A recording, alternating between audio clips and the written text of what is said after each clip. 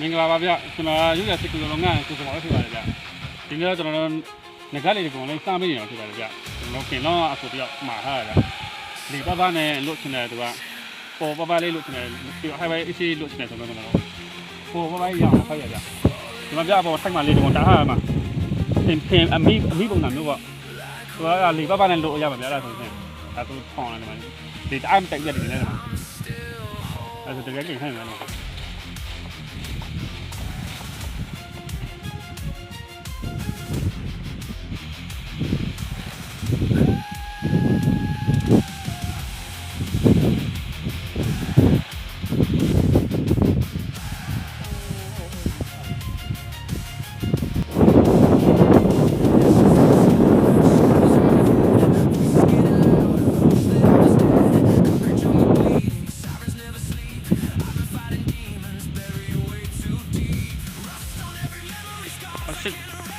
ကျွန်တော်ဆုံးလောက်လာတယ်လောက်တယ်ကြီးချင်တယ်ဆိုရင်တော့အပေါင်းနဲ့ခါပြအသေးလေးပေးထားပြ